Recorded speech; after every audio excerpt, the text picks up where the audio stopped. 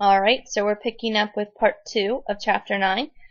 We just went through all of the hormones of the pituitary. Now we're going to go through the thyroid, another major endocrine gland. The thyroid is located just inferior or just below the larynx, which is our voice box. It's wrapped around the trachea. You can actually feel it in your throat if you put your hand on top of where your voice box is, where all that sound is coming from in your throat, and you swallow. As you're swallowing, your thyroid kind of rises up and swells a little bit and then goes back down. It's a very soft tissue, but if you feel gently, you can feel it in there. It's kind of shaped like a butterfly. It's composed of very small sacs called follicles or colloids. Those follicle cells are kind of surrounding that follicle. They produce our thyroid hormones, thyroxine and triiodothyronine. I can never say that one.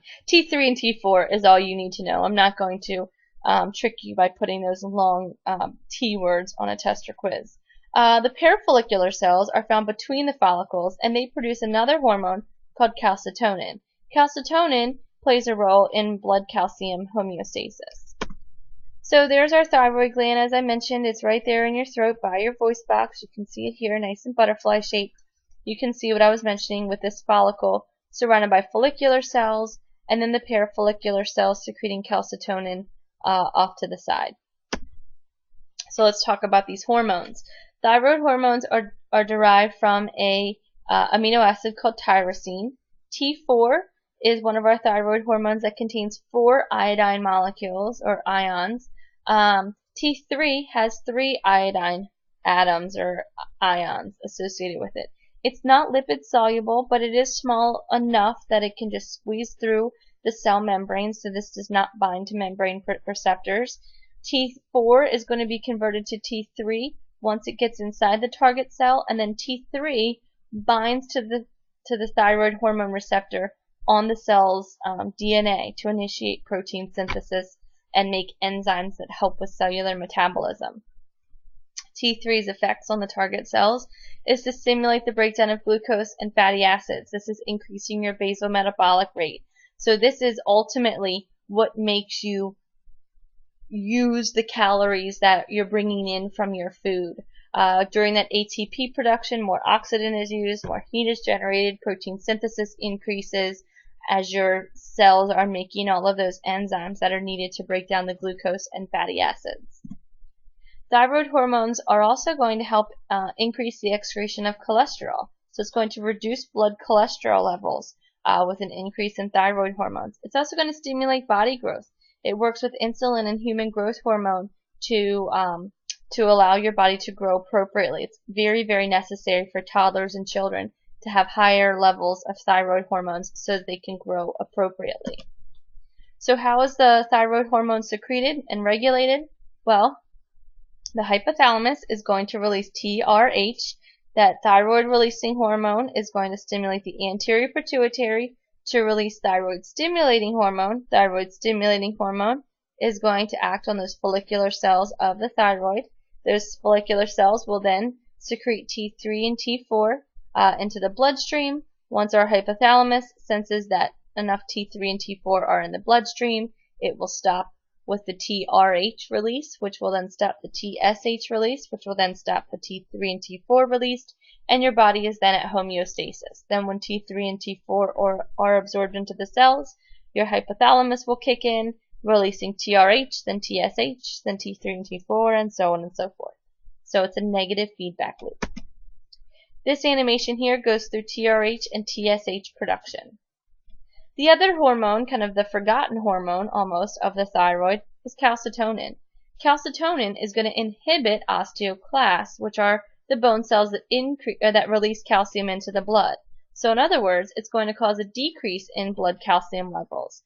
Calcitonin will actually cause the osteoblasts, those bone building cells, to pull calcium from the blood and store it in the bones. It will also increase the rate of calcium excretion at the kidneys. The normal physiological role is not completely clear with calcitonin. That's why I said it's kind of the forgotten hormone here. Its absence does not cause abnormal physiology, so people that have their thyroids removed and no longer have calcitonin can still live completely normal lives. This is an animation in regards to calcitonin. Some thyroid hormone disorders include hypothyroidism, that would be the hyposecretion of thyroid hormone.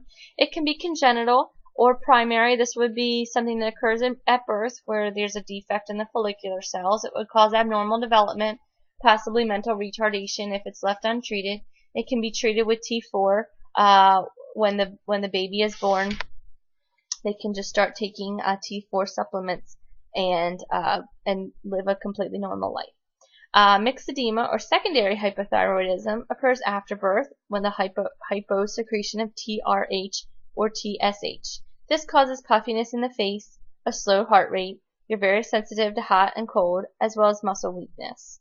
Hashimoto's disease is an autoimmune disease where your antibodies are attacking the actual thyroid gland itself and destroying the thyroid gland. Hyperthyroidism is the hypersecretion of T4. An example of this would be Graves' disease. It's an autoimmune disease where the antibodies are going to bind to the TSH receptor, mimicking TSH, and so your thyroid is overstimulated. Two of the symptoms of hyperthyroidism, one is a goiter, which is a swollen thyroid. So this picture here, this swollen area is actually this woman's thyroid.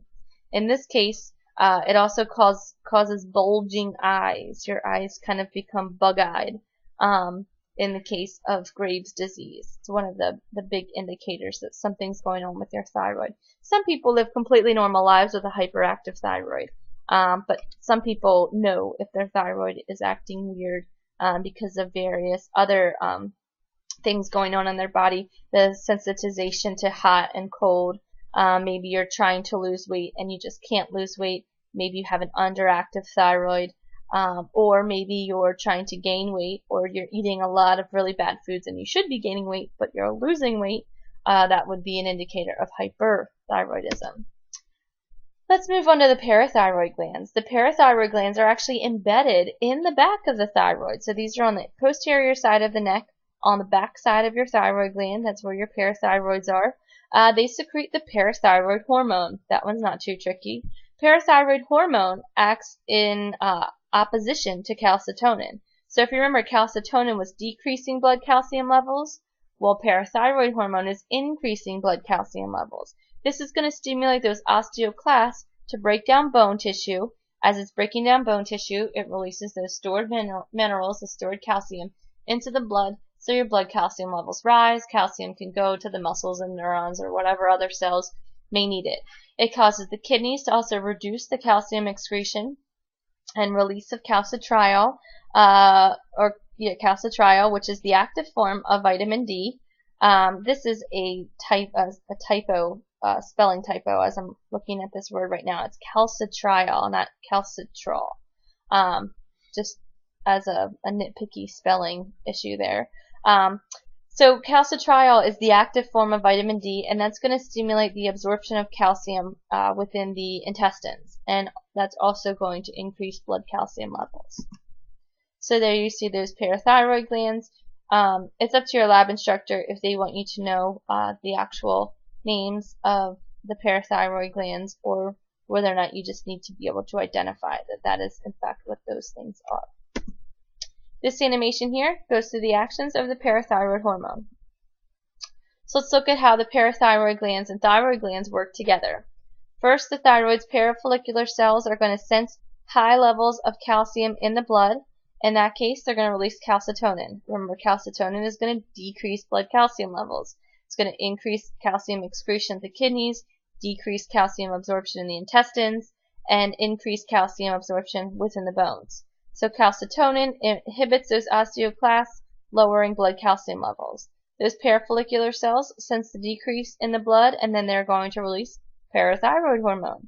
Parathyroid hormone is going to stimulate those osteoclasts to release the calcium back into the blood, get the kidneys to decrease excretion of calcium, as well as to stimulate the kidneys to release calcitriol to increase calcium absorption from our food, and then the thyroid cells are going to sense the high levels of calcium, and it goes through this cycle over and over and over again. This is so your body can maintain constant levels of calcium in the blood.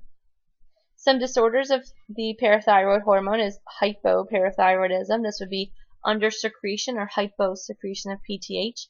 This could be due to damage from thyroid surgery if you have your thyroid gland removed. In some cases, because that parathyroid gland is so embedded in the thyroid tissue is damaged as well. That would result in lower blood calcium levels that would affect nerve as well as muscle functions. That can be treated easily with calcium and vitamin D supplements.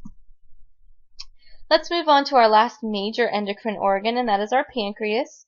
The pancreas has both an endocrine and exocrine function. The exocrine function we'll talk about more when we get to the digestive system. But as an endocrine organ, its special endocrine cells are called the islets of Langerhans, or just called pancreatic islet cells. There's alpha and beta. The alpha secrete glucagon. The beta secretes insulin. Glucagon is going to cause the release of glucose to blood from the liver cells. So in other words, that's going to increase blood calcium level or blood glucose levels. Beta cells secreting the insulin are going to increase the uptake of glucose from the blood to decrease blood glucose levels. Here you can see where the pancreas is. You see those pancreatic islet cells here. Well, here's my mouse. There we go. The islet cells are surrounded by other cells called acinar cells, and you can see the beta cells and the alpha cells making up this islet of Langerhans, as it's called. Notice there's many more beta cells than alpha cells, and that's because typically insulin is secreted in higher quantities, especially with our very, very sugary diets that we have. That insulin rather is going to come in handy getting those blood glucose levels back down to normal. These animations here go through the functions of glucagon and insulin. So how do glucagon and insulin control blood glucose levels? Low blood glucose levels or hypoglycemia would stimulate the pancreatic alpha cells to secrete glucagon.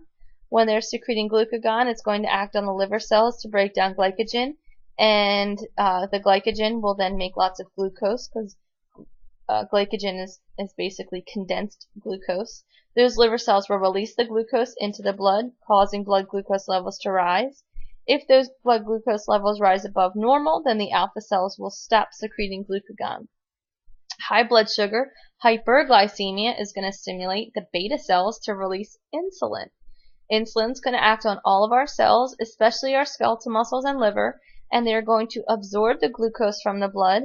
It also stimulates liver and muscles to make glycogen in order to store glucose for a longer period of time.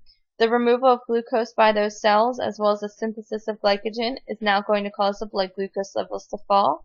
And if those blood glucose levels fall below normal, then insulin secretion is inhibited and glucagon secretion is stimulated. So these kind of work hand in hand, just like PTH and calcitonin did. Some disorders of our pancreatic hormones include hypoglycemia, hyperglycemia, diabetes mellitus, which include type 1, type 2, as well as gestational diabetes. Type 1 diabetes is the type that you're born with, so to speak. That's the one where your islet of Langerhans cells just aren't working. Type 2 is the type that you usually develop later in life, and that's from overstimulation of those alpha and beta cells by high sugary or high fat diets. So hypo and hyperglycemia are both caused by imbalances of glucagon and insulin. Hypoglycemia is lower than normal blood glucose levels, whereas hyperglycemia is higher than normal blood glucose levels. Diabetes mellitus, that's elevated blood glucose levels and impaired glucose tolerance. So you have glucose in your urine, excessive thirst, excessive hunger, frequent urination, and that's all caused by that imbalance of glucose levels in your blood. That type 1 or juvenile diabetes is caused by the lack of insulin because those beta cells have been destroyed. That's usually developing later, or rather early in life. Type 2 is called also adult onset diabetes. This is because of decreased sensitivity to insulin. This is commonly associated with obesity. Typically develops later in life. However, with our high fat fast food diets, many children are now being diagnosed with type 2 diabetes. Type 2 diabetes, incidentally, is also more easily controlled just through monitoring your diet and what you eat, whereas type 1 diabetes, that's the type where people will have to inject themselves with insulin on a daily basis or have an insulin pump installed that will automatically inject the insulin for you.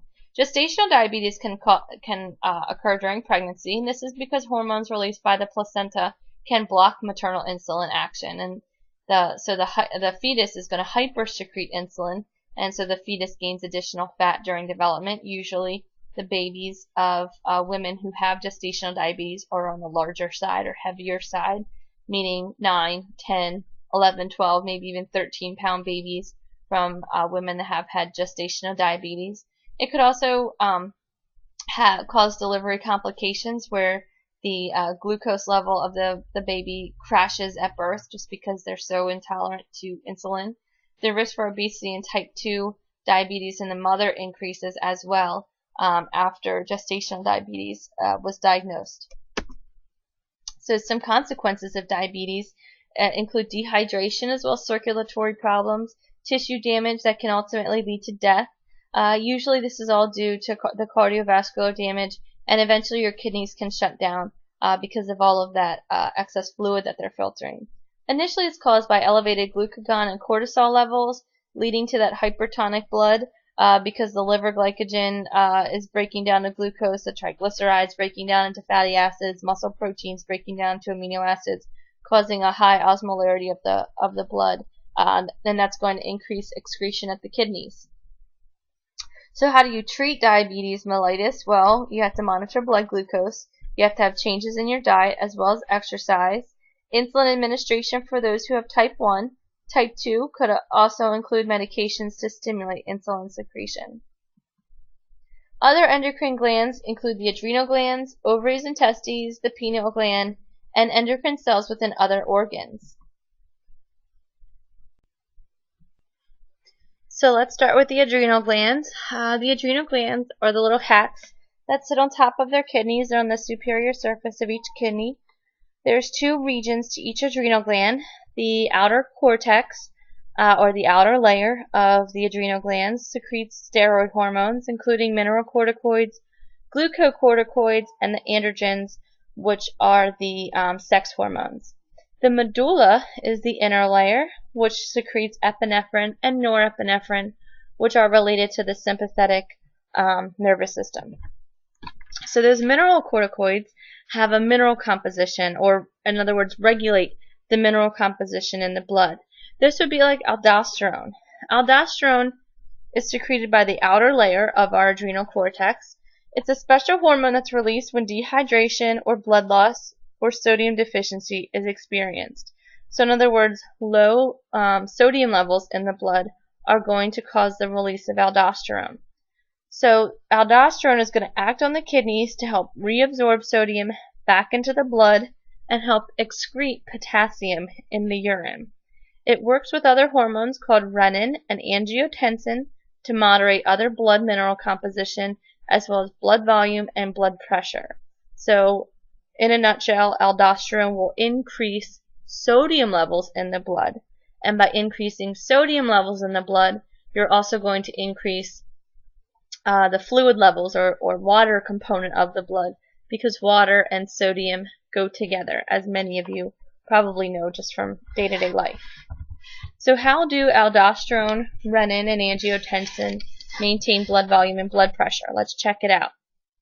So you have some type of dehydration, sodium deficiency, or hemorrhage causing a drop in blood volume and blood pressure. That's going to be sensed by the kidney, because our kidney is a major filtering station for our blood. It's going to sense the drop in blood pressure or the drop in sodium concentration. It's going to release a molecule or enzyme called renin. Renin is going to work on a molecule called angiotensinogen. Angiotensinogen is produced by the liver. When angiotensinogen and renin meet up, renin is going to convert that angiotensinogen to angiotensin 1. Angiotensin 1 floats around through the blood. When it gets to the lungs, it meets up with another enzyme called angiotensin converting enzyme. This enzyme converts angiotensin 1 to angiotensin 2. You may have, never mind, I'll get back to that in a second. So now we have angiotensin 2 floating around in the blood. Angiotensin 2 is going to tell our adrenal cortex to release aldosterone. Aldosterone will cause all of our blood vessels to constrict, in other words, to get smaller. Aldosterone is also going to tell our kidneys to reabsorb sodium and water and to excrete potassium.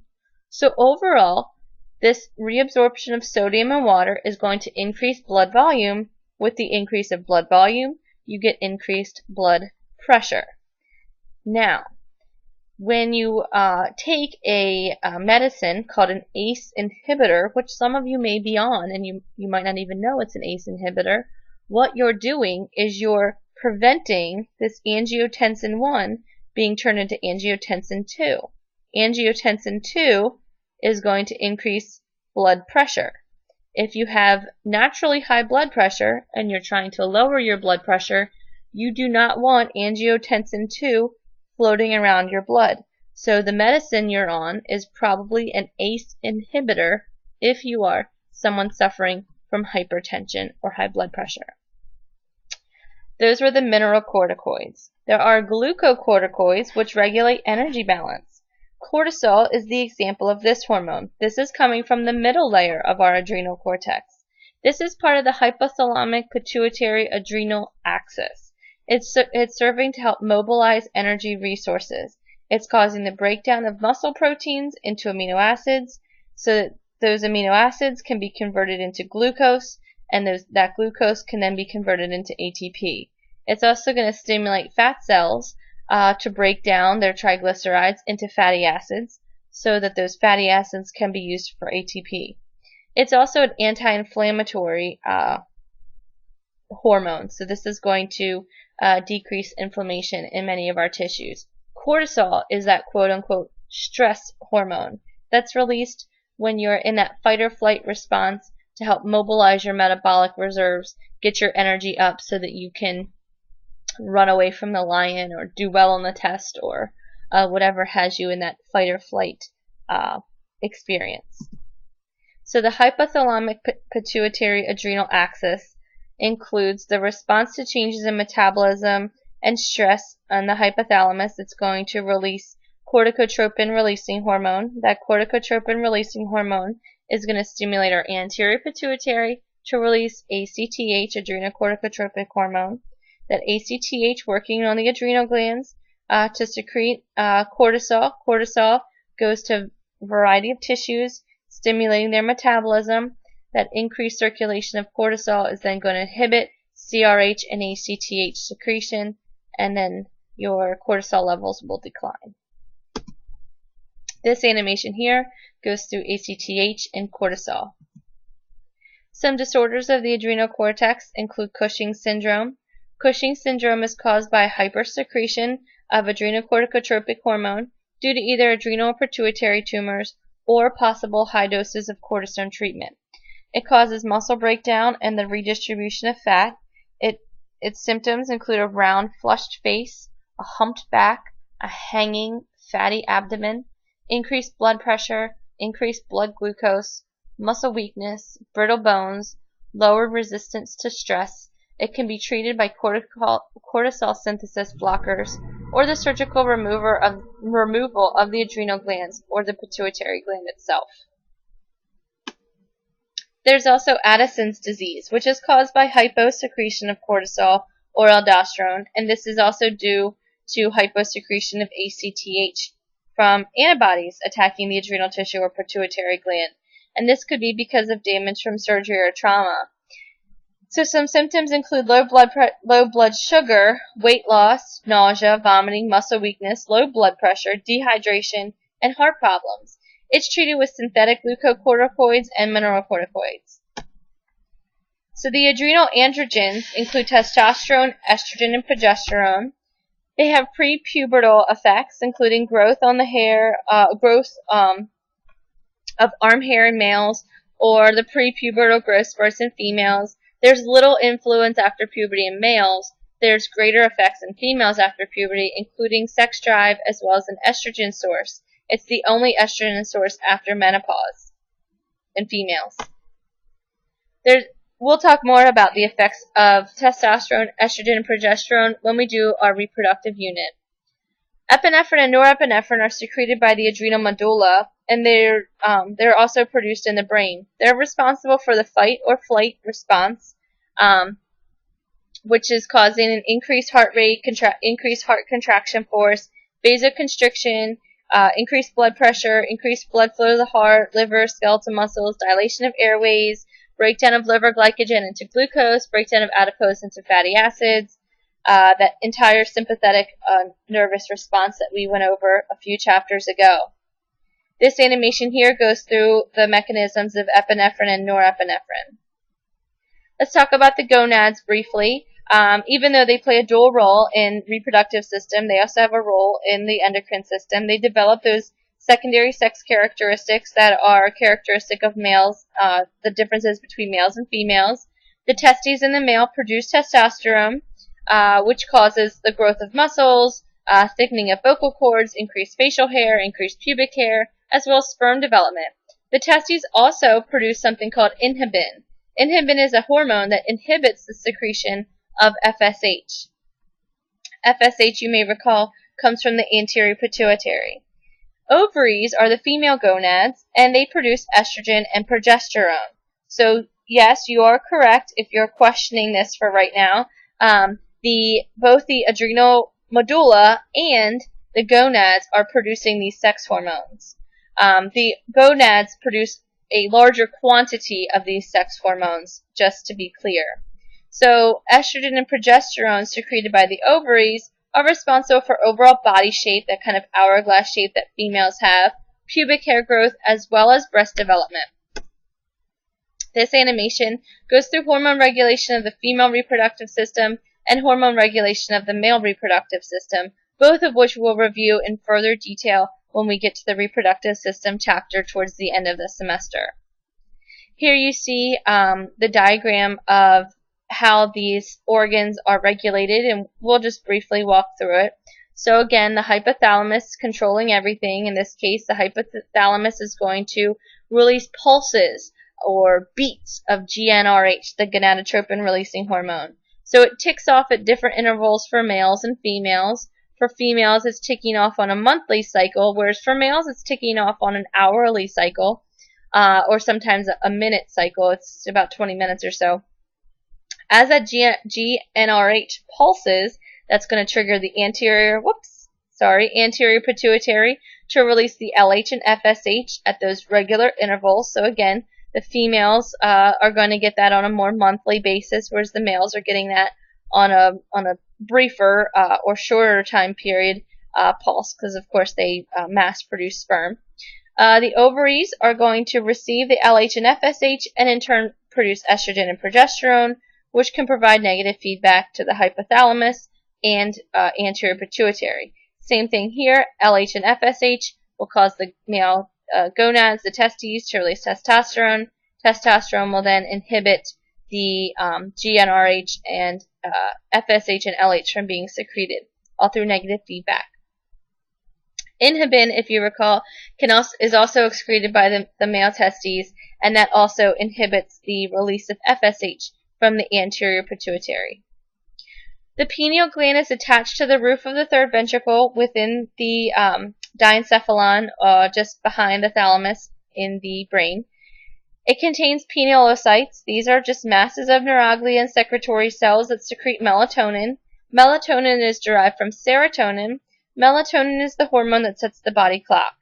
Its secretion is greatest during sleep and darkness, and it directs the gland input from the eyes. So in other words, if your eyes are seeing that it's dark outside, the sun has gone down, melatonin secretion is going to increase. When the sun comes up, when you kind of crack your eyes open in the morning and you see that it's bright in your room, melatonin secretion decreases so that your body can maintain alertness throughout the day. There are some disorders of melatonin secretion. There's seasonal affective disorder, also known as SAD, SAD. That's from the overproduction of melatonin.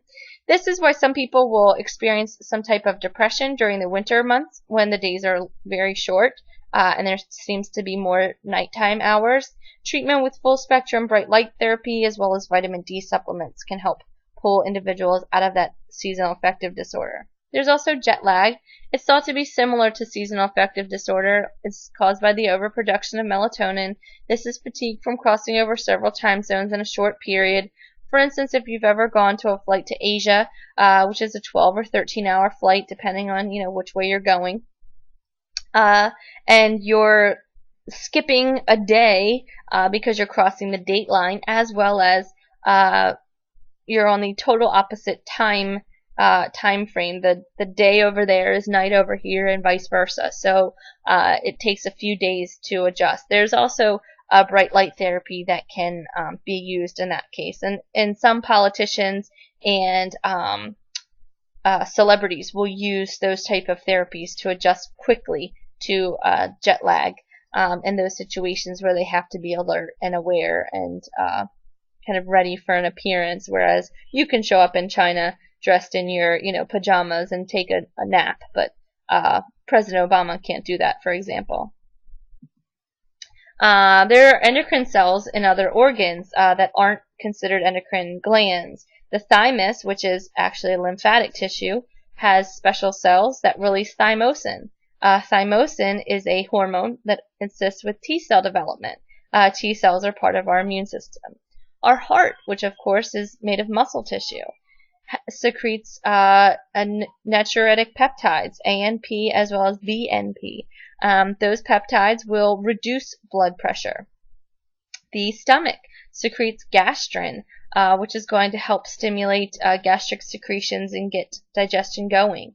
The small intestine secretes what's called GIP, glucose-dependent insulinotropic hormone. That's going to stimulate the release of various other enzymes. Secretin is another one. CKK is another one that's secreted by the small intestine.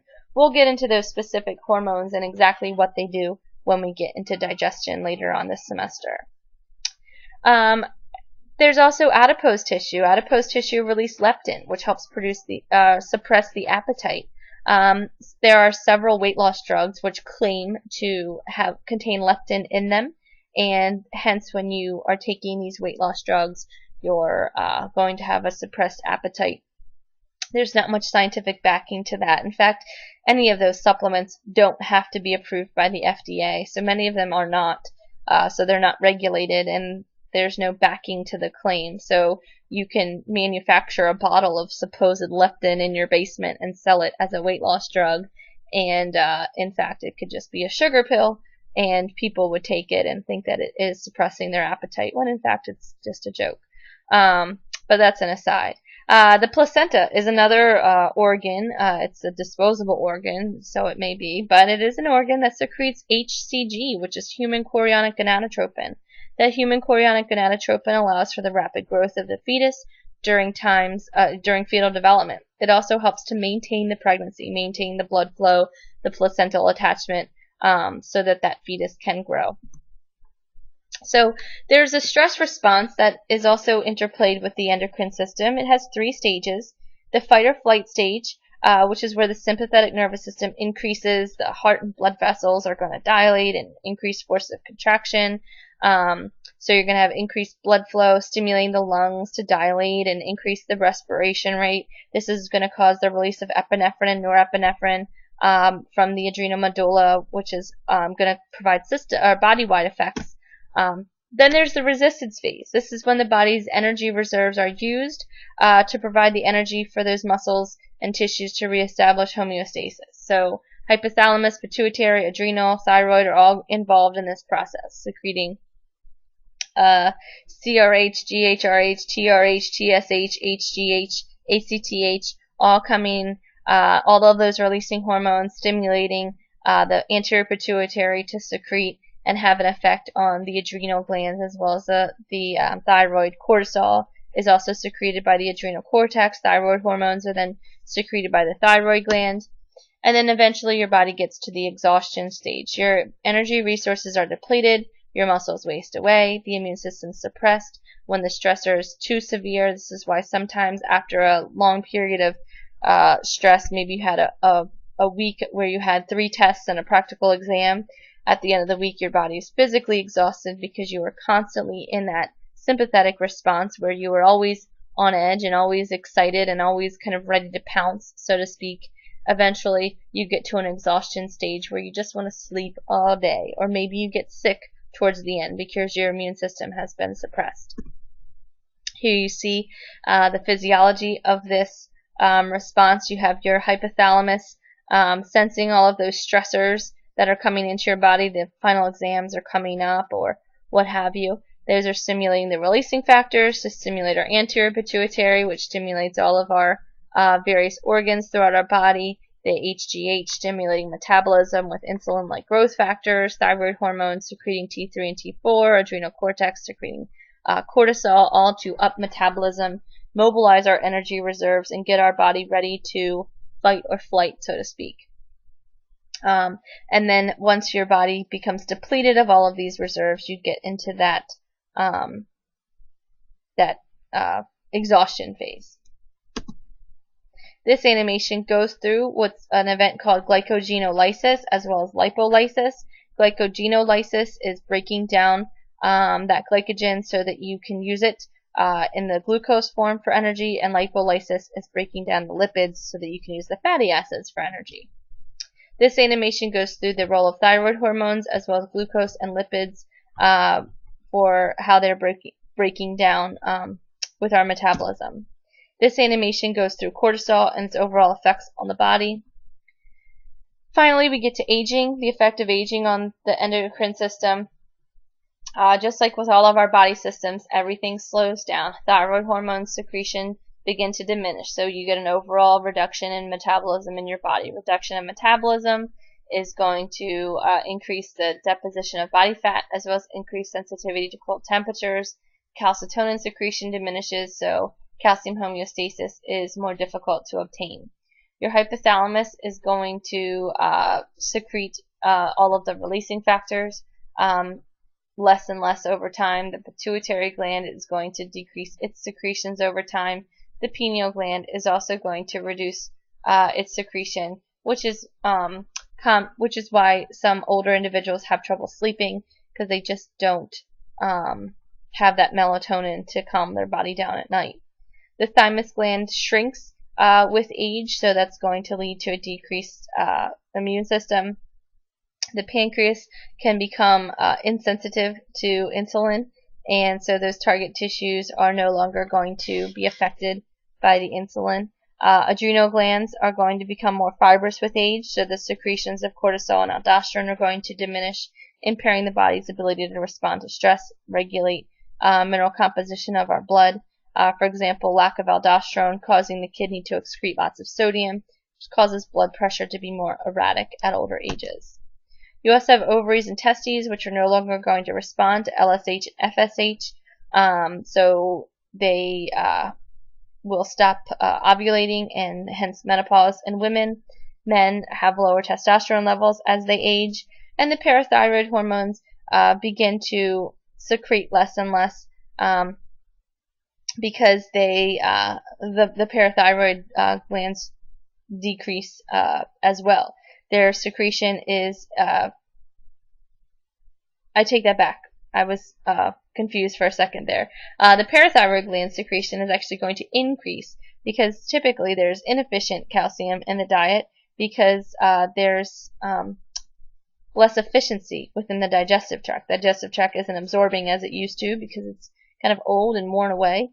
So your parathyroid glands are constantly trying to increase the amount of calcium in the blood, which is also going to contribute to weakened bones, osteoporosis, etc. Sorry for that confusion. I think that's the end of chapter